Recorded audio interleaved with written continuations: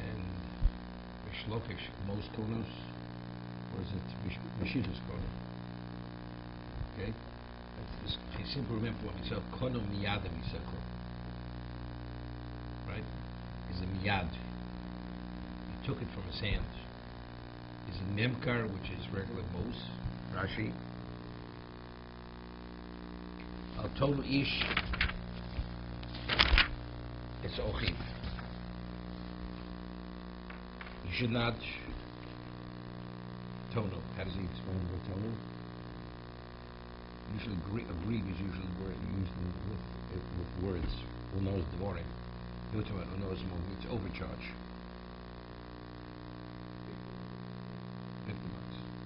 $50. Al toni shesochiv. Rashi chisimkro tikshutam k'mashmo. Odish drosha minash tomoche aflachol yisor chavercho. How do you know?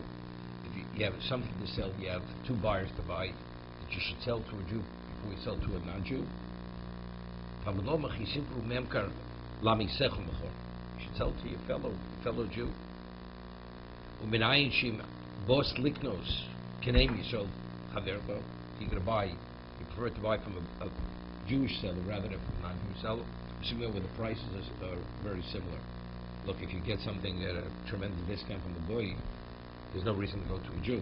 We're speaking about preference. Which one do you prefer? You should always prefer the Jew over the non-Tamaloma, Kono, Miyad yourself. What's the selling or the buying? You should sell to the Jew first before the Goy. Al Tono.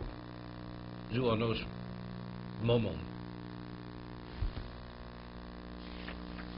Gemara at the beginning of Ezel Neshach speaks about what do we need multiple lavim, let's say we're running ribis to certain things. It speaks about, it says the sigzol, person overcharges the person you ignore it, think you steal. So if we already have a lav of sigzol, you're not permitted to steal, what does it have to say? No sonu? No sonu, it's a lav, it's the same thing, you steal, so what's the difference? Because tonu means, zelo is we actually steal, you force him to take it from the person. When your person purchases, you overcharge him, you convince him that what he's paying is the market value, so it's not, you're not forcing out of him, you may have deceived him. But because he wants the item, he's willing to pay. He's overpaying because of your deception, because you convinced him that this is market value when he's paying for it. So maybe that's not gzeila exactly. Torah says, no, even that is gzeila. Okay? So if you have the sub, we need those seeds. It's a koshke, right? It's Gemara in the very beginning, Samach Aleph. So Gemara says, because one, there's the element of you deceive Gzela, you know some stuff. Gzela's open, right? So, open stealing, open theft. So over there, Samela's a lot for that, because it shows the nuances, the difference between the two of them. But again, the Gemara says that even though, this is very important, if I want to sell you a paper cup for $50,000, and I tell you, he said, you're out of your mind? I said, look, you want the cup, you pay. I can charge you whatever I want. Onos, Momo, speaking, where you believe that it's market price, and I'm going to charge you over the market price. So what about, so the Gemara says that if it's pulse me from a sixth, he's mochel. A sixth, you have to give him back. More than a sixth, it's bittul mekah. The sale was canceled. But you realize, even if you overcharge as much as a penny, you're in violation of the sonu. Isto rice you have. You don't have to give it back because he's mochel. That's the reason why you have to give back. But in terms of being a violation of al-tonu, you're in violation. So if you somehow convince a person what you're giving is the best deal in the world, and you overcharge him, as I'm saying, it's less than the sixth, although you have no monetary obligation to give him back the money, factually, you have to tshuva for those sono. Right? You violate those sono l'ishasamiso.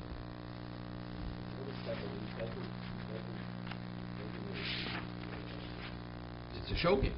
Let's say I thought it was worth this, and let's say you paid for something much more. Let's say, you bought when it was high, and then the price drops. Today, the market, no, what's the important thing? You buy, it's high. Market price drops, and now the market price is 50% of what you paid for it. So you want to recoup your minimally your investment. So look, I'm not even making profit on this. So you'll sell it, you'll convince him, and you sell it for more than the market price. But you say, yeah, but you realize what I paid for it. I'm selling it for less than I paid for it. It's irrelevant what you paid for it. You cannot sell it for more than the market price. That's what it is. But let's say there's a podiatrist type of procedure. In Chinatown, they charge whatever it is, less. Okay? Is that an issue? It's not an issue. Because you have to take into many other things. You have taken because in a certain location, because of overhead and everything else, that's the going price. I'm not overcharging you. That's the cost of the procedure. Even though down in Chinatown, they may charge 50% less. It's irrelevant. It's what's here is one thing. It's like a different area. It's speaking the market price in that particular location. That's how you determine what Ono is. But how do you have competition? How do you have? No. If he knows, if you're aware of what the price is elsewhere, I come to you and say, it costs you so much, but I'm getting it so much cheaper. So go somewhere else. This is my price. It's when I allow you to believe that you pay market price. So there's a deception over here. I convince you that you're paying, you're getting a good deal, then you're overpaying. That's what we're talking about over here. Say, this is my fee. That's my fee. That's my fee. I have a right to charge what my fee is. But if a person believes that's what it sells for, then you're not. It's like it's a problem in New York. Today I'm not sure because but the people they have all these electronic stores. They sell rebuilt electronics, and people come in from out of town. They think they're buying new electronics, but it's rebuilt. I mean, that's Gzela. Forget about it. That's out now theories. Like you're buying gold, and he sells you gold plate. It's not what I wanted to buy. Well, it's just as good. It's wrong what you want to say, but if he would know that it's rebuilt, he wouldn't pay that price. Gray market is gray market. Person understands is gray market. Gray market something else. Here it says Panasonic on it, whatever it says on it, but it's rebuilt. It's not a new product. I buy something from a store, and the only charge me something. But he's not doesn't have to do that because I'm Muslim. But if I come back to him and I say to him, I just found out that you overcharged me. I want that. No, once you're Muslim, it's gone. The halacha of Illinois is there's a halacha even bittul mekach where I charge even more than a sixth.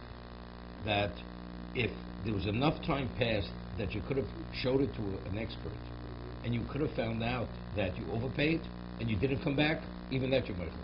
Even that you're Muslim. Even bittul mekach, you can't come back.